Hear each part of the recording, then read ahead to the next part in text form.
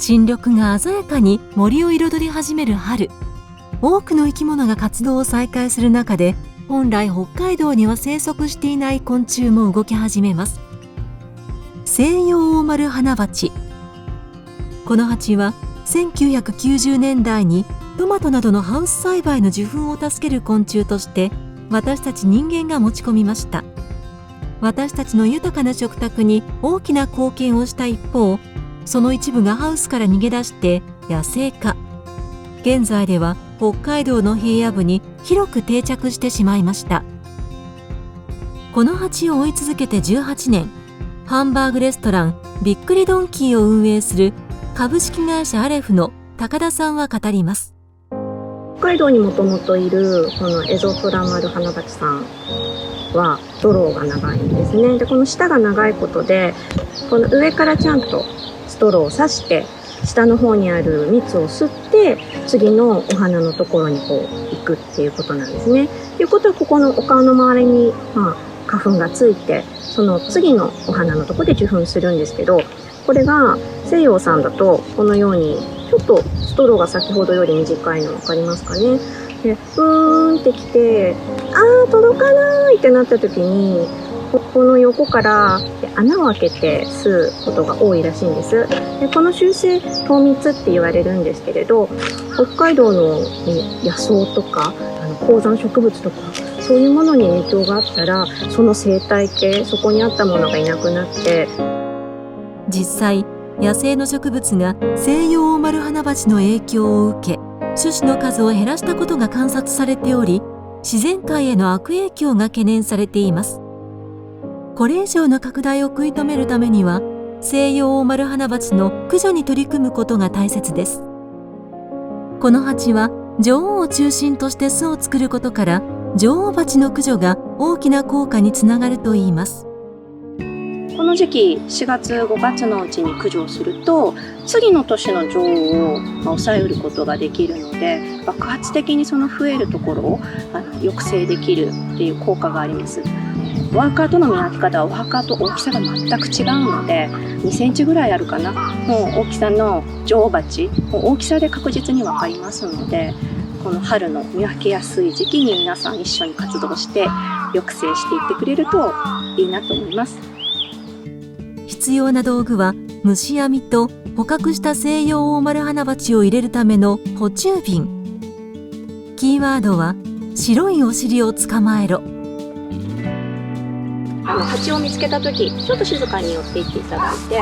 網をポッとかぶせてください。はい、こうして捕まえたら、まず洗濯バサミで網の先の方をこう持ち上げてみてください。そうするとお日様に向かって上の方に向かっていきます。でその下から皆さんだとペットボトルなどの捕虫瓶で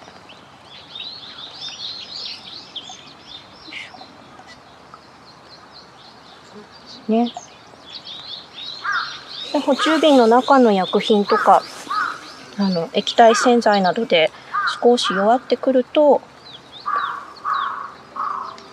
下に降りていきますんで、下に落ち着いたところで蓋をしてください。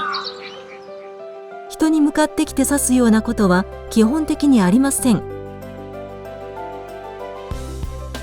お尻の白色と黄色と黒の縞模様の鮮やかさでほぼ問題なく見分けることができます。恵庭市にあるエコリン村では例年5月に銀河庭園の中で駆除会を実施。他にも道内各地で駆除イベントも開催されています。毎年ここで行っているイベントは比較的お子さん連れが多くて、だんだん大人の方がお父さんお子さん置いてかれてるけど大丈夫ですかとか外来種の駆除よし取ってやるぞっていうやっぱり熱が上がる感じがあって楽しそうですね。こうして参加者の輪が広がるセイヨウオオマルハナバチの駆除活動。なぜこうした取り組みが必要なのでしょうか。北海道庁の鈴木さんは語ります。北海道はですね、国内でも有数なですね特有の生態系を形成しています。長い時間をかけて、北海道の文化を育んでですね、北海道らしい農業、林業、漁業を支えているっていうのも、北海道ならではの生物多様性のバランスがあるのかなというふうになっております。しかし今、北海道の豊かな生物多様性にも危機が迫っているといいます。そのうちの一つが外来種の問題です。もともとあった在来種、特有のですね生態系っていうのがですね、崩れてしまうっていうのが、一番懸念されるところですね。外来種の対策っていうのはとてもちょっと解決までですねなかなか難しいんですけども、北海道では西洋マルハナバチバスターズという方のですね活動を同時にやっておりまして、そういった市民のですね方の協力で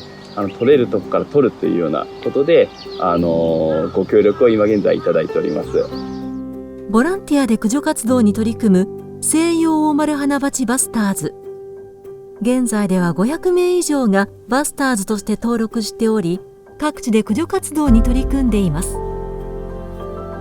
西洋オオマルハナバチは全道に広がっており、簡単には解決できません。しかし、白いお尻を捕まえるという地道な取り組みがたくさんの人たちに広がれば、北海道の自然を守る上で大きな力となります。まず外来種にまず興味を持っていただいてということですね。従事者証も北海道の方で発行しておりますので、ぜひ興味ある方連絡いただければなというふうに思っております。生き物をまず見ていただくことでいろいろ気づきがあると思うんです。